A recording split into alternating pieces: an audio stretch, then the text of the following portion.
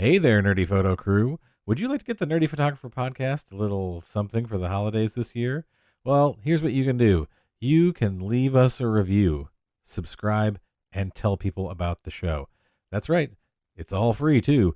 Just leave a review on Apple Podcasts, Podchaser, Good Pods, anywhere that takes podcast reviews. It's appreciated. It helps us reach new listeners because this is an independent podcast. It's just me and you out there spreading the word. So get out there, be sure to subscribe, and leave a review, and tell your friends about the show.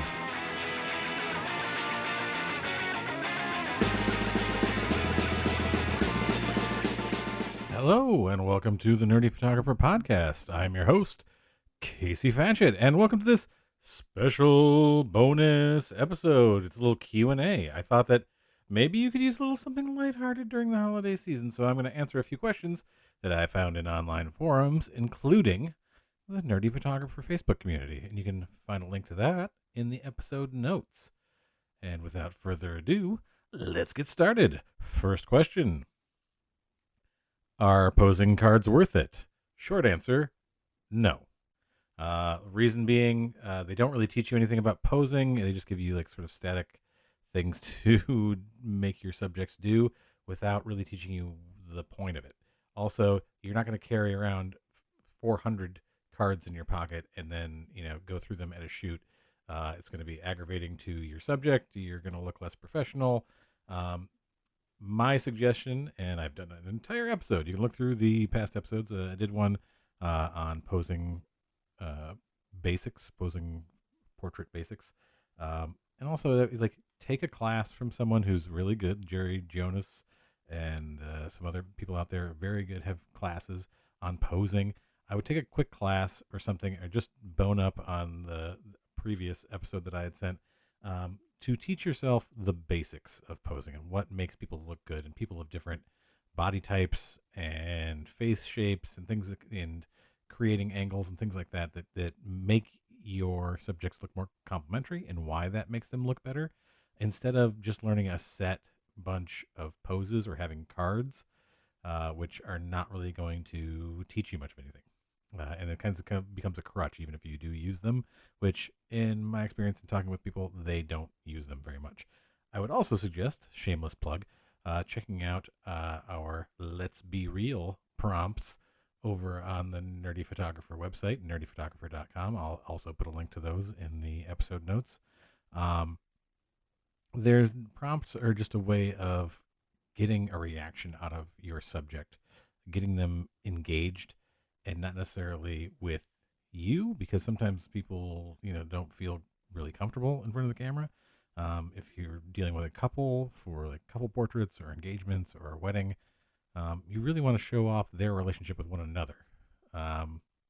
Those prompts that we have are for, like, getting them to like work together, show off their unique relationship with one another and their personalities, as opposed to like a very static portrait pose. So that's my 2 cents. Posing cards worth it? Short answer, no, they're not. They don't teach you anything. They can become a crutch. And, most of the time you're not going to have all of them with you during a shoot, and it looks ridiculous to sort through them while you're at a shoot. Next question. Hi, is there a cheap camera to take some photos when I'm out and about? I'm not a photographer, nor do I want a huge professional cameras. I just take photos with my phone when I find something nice. Suggestions for a camera would be appreciated. Thank you in advance. Well, let me say, you are a photographer. Even if you're just using your phone, you are taking pictures, so you technically are a photographer. Cheap camera. That could mean a lot of different things, and it also depends on what things you're taking photos of when you're out. I don't know if this is like landscapes or flowers or animals or people or what it is. Architecture can be a lot of things. So there's not really enough information here. There's a camera buying guide on nerdyphotographer.com as well. You can go there and search for that, depending on what types of things that you are photographing. And also, just so like I said, cheap can mean a lot of different things. Some people cheap is $50.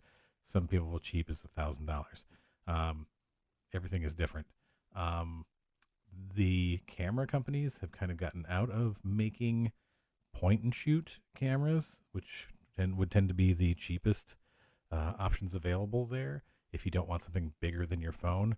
Um, and you can maybe find something used or refurbished that's a point and shoot somewhere that just take photos with. But honestly, if you are not interested in having a big camera, or not big camera, just an interchangeable lens camera like a DSLR or a mirrorless camera that you would have different lenses for, um, I would suggest sticking with your phone. That would be my suggestion, without knowing any other information. Hopefully that wasn't too vague, but I mean it's a hard question to answer without a little more information on what people are willing to spend or what they're taking pictures of. Next question. I'm thinking of getting into medium format digital photography with a Hasselblad V series camera. What's the best bet for, and here we have this word, inexpensive digital back? I don't want to shoot tethered, so I hope there's options out there. Again, depends what you mean by inexpensive. You're looking at least $1,000 for a medium format digital back, and that's probably going to be used. Something a little bit older. If you want to get into medium format digital photography, it's not going to be cheap. This is again one of those the best bet for inexpensive. Inexpensive can mean a lot of things to a lot of different people. Like I said, you can find them out there that are compatible with various film cameras. Like these are what, if you're not familiar with this, like some people use like medium format cameras, and they have backs that were made for them, like that are made for them that you can use. It's not a digital camera; it's like a film camera, and you take the back off of it, and you put this digital back on it, and you can shoot digitally using your film body. So the difference there is that you need to have the compatible digital back, and like I said, I did some searching, and you're looking at like $900 to $1,000 for something used and fairly older. So it's not really that cheap to get into. All right. Next question. What time of day do you shoot and why? I shoot at 12 p.m. Okay, so this is a person who thinks that shooting at noon, there's more light out there, that's going to be better. Um, Generally, we go with the hours around after sunrise and before sunset tend to be the most complementary. And I know people will say like, "Oh, I don't like to shoot. You don't have to just shoot at golden hour." No, you don't.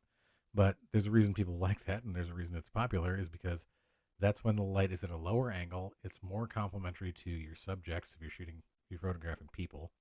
And honestly, a lot of the times it's better for lots of other kinds of photography. If you're doing landscapes or things like that, you get like beautiful sunset shots. Sunset. Turned into a little bit of Sean Connery there for a second. But if you're shooting at other times of the day when the sun is overhead, you're going to have to do things like use reflectors, diffusers, or other ways to like keep harsh shadows if you're photographing people. It's sort of the default that I always go to because I photograph people mostly, is that you're going to have to combat that somehow so that they don't have these harsh shadows in their eyes, things like that. Again, most people like to shoot around sunrise and sunset because it is a very complementary light. It's not as bright and harsh. That sort of golden quality. That's why they call it golden hour. But it also is the angle of the light is much nicer generally. I hope that answers that question. Next one. We're just zooming right through these. I just finished my first professional photography job. Okay. A wedding. Phew. Oh, man. I would not want my first professional photography job to be a wedding. I'm just finishing touching up the photos and wanted to ask, how do you guys share photos with your clients? How much touching up is too much? Thank you for any insight. Well, let me take a sip of my beverage and we'll dive into that. There can be, let's start with first sharing photos with your clients. If this is something that you're looking to get into on a regular basis, there are lots of ways to digitally deliver photos to clients. I use PicTime. Their website is, I'll put that up on the episode notes as well, to deliver galleries to clients. There's a lot of other things out there. The tools, Pixie Set is one way to do it. If you're not looking to get into weddings regularly, or you don't have a bunch of weddings booked, because it does cost money to host on websites like Pixie Set or PicTime or Pass or things like that. It's going to cost you dollars per the amount of photos or the storage that you're using, or different. Some people do it by particular shoots, the number of shoots that you do. Yeah, it's going to cost money. So if you're not looking to do this, there are other options that you might look into. Like, you could Dropbox. You get Dropbox Pro. It's going to cost you like $120 a year or so for like a terabyte of storage. Or you could use Backblaze or other. Let's see what else. You could use WeTransfer. You can transfer up to 20 gigs, I think, on a free account. Or maybe it's 2 now. I think they lowered it to 2. You might need to get pay for that, but you can pay for it. It tends to be less expensive than getting a year's subscription to something like Pass or Pixie Set or PicTime. So like that way you can share the photos with your clients. The things like Pass and Pixie Set and PicTime offer a much more professional and branded look to your photos, and you can also sell prints or products along with it, and that's a much more it provides a much more professional proofing experience, whereas sending it via WeTransfer or Dropbox is not quite as professional. And honestly, like, there's also like people deliver things via a USB drive, and get them branded with like their logo or just the name of their photography company. But that can also be expensive when you're just starting out. If it's a first professional job, you're going to spend money per USB drive. And honestly, I talked to a lot of people, and other clients of mine who deal with photographers in other mediums of their life will say, like, oh, they gave me this thumb drive, and I almost lost it like 10 times. They're so small. People misplace them all the time. I prefer sending cloud storage. A, it's a backup for me for the photos. B, it's not going to get lost by the client. And usually they're available for years, so that, at least on your side and not necessarily the client side, because you can say, oh, I don't, you can give this to you for 6 months or a month or a year or whatever. But like, for most of the time, from my experience, the companies back them up for at least a few years, so that if you need them, you can go back to them. How much touching up is too much? When it comes to weddings, I like to personally try to keep it realistic looking with a what I call a touch of the special sauce, which is like to sort of bump up the vibrance of the photo like a little bit, but not so much that it looks unrealistic. It's just sort of like making real life look as good as possible while still looking like real life. I normally don't include any like Photoshop work, like getting rid of blemishes or anything like that with all of the photos I deliver. I will do that if requested in an album or on prints. We'll talk about like what sort of retouching they might want, like, and it's sort of basic stuff like that, like might brighten up your teeth or remove a blemish here and there. But I'm not doing extensive stuff like moving people out of photos. Hope that answers that question. Let's see, what else is here? Got this huge list of things. This one is nice. How to protect my photos. Hello, I just started my photography journey, and I was wondering, how do I protect the photos I post on social media from being copied?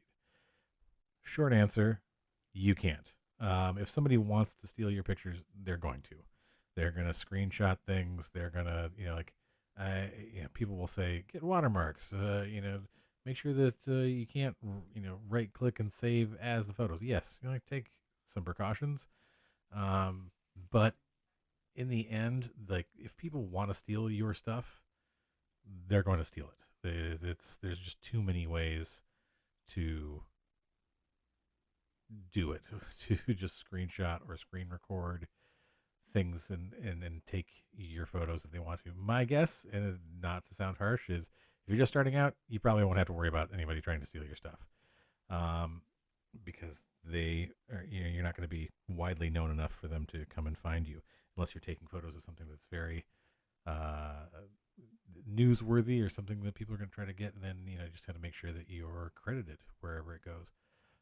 That's all I can say. Make sure that you include your contact information in the EXIF data of the photo. This is somebody, if you're just starting out, like there's a lot of metadata embedded in your pictures.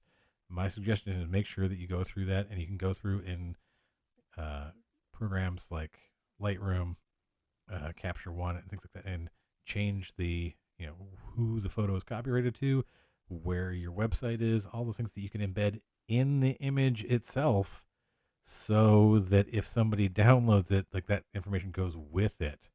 Obviously, if they screenshot it, then it's gone. But if people are like, "Oh, you got to watermark it," well, let me tell you this: unless you're watermarking the in the middle over the entire photo, people will just crop out your watermark most likely. And there are also ridiculously easy ways now of just like content aware filling over your watermark. That's not going to stop people from taking your photo. So if that's your reason for using a watermark is somehow protect your pictures, it's probably not going to work. So my suggestion is, take what precautions you can. Like, don't spend your entire existence trying to find ironclad ways that no one is ever going to take this photo, because you're just going to drive yourself crazy, because someone, if they're determined to make a copy of it, are going to, but it's going to be a low quality copy.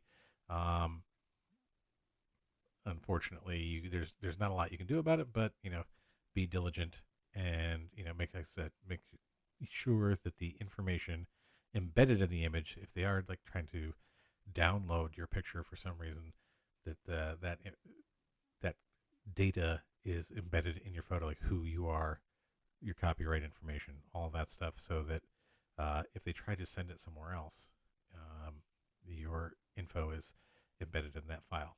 That's about all I can offer in regards to that. All right, and the final question for this Q&A episode. I hope you're enjoying this. Just a little light stuff here at the end of the year. Oh, just letting it relax a little bit. Okay, last one. I just got paid $140 for my first photography and videography gig yesterday. Congratulations, I would say. And it says, how would you suggest I spend that $140? Okay, I'm going to say raise your rates. You should be making more than $140 if you're doing photo and video on a gig, unless it's something pretty small. And two, get yourself a nifty 50 for whoever makes your camera. Nifty 50 is just a 50 millimeter lens, and they're usually like 1.8 or sometimes 1.4 aperture. They're cheap. Everybody kind of makes a cheap ish 50 millimeter lens with a pretty wide aperture, and that can do so much for your photography. My photography completely changed when I got a hold of a nifty 50 lens. I just started being able to use wider apertures and just seeing things through a prime lens as opposed to using a zoom all the time. Really changed how I saw the photos that I was creating. After that, after A, raise your rates, B, get yourself a nifty 50. My third and C choice here would be save your money. There's not a whole lot of things you can get for $140. Maybe a flash, but then again, like if you're looking for your camera for your photography, flash is important. But that's going to probably be around $180 for a fairly good unit that will last you a few years. So I'd say just save your money and look around at like what you want to do, what are you doing, what are you getting paid for, and save it up until you can make purchases in the direction of where you want to go as far as like your next gear that you're adding to what you've got. That being said, it depends on what you're photographing. And my suggestion is always invest in lenses first. Cameras will be obsolete in a few years. Whatever camera you buy, in 3 years' time, there's going to be at least one newer version. So don't get hung up on, I've got to spend and get a new camera every year when a new one comes out. You don't. Take your time on that. Invest in lenses because lenses will generally last you a pretty long time. Now that we're switching over to, more and more of the major manufacturers are switching to mirrorless systems. We're getting like more mirrorless lenses, specifically mirrorless. You can still use on a lot of those cameras older lenses. And, honestly, I just made the switch to mirrorless after, always using DSLRs, but before that, film cameras. And for now, I'm just going to use my older DSLR lenses with an adapter because these lenses are still good and still work. I've tried them out with my camera and they still work very well. So I'm going to continue using those for a little while until I invest in new glass, and we'll see what that looks like in a year or so when I'm looking at getting new mirrorless specific lenses. There's a lot of options out there, but like I said, invest in glass first, then the cameras second. That's my motto and my advice if I could give you any advice. I hope that was helpful. That's all for this episode. You can find the Nerdy Photographer on the social medias at The Nerdy Photo. That's at The Nerdy Photo on TikTok, Instagram, Twitter, however long that lasts, and Facebook, Nerdy Photographer. I wish you all a happy and safe new year, and we'll see you in 2023. We've got a lot of exciting things coming up in the new year, and I am eager to share them with you. And until then, stay safe and stay nerdy.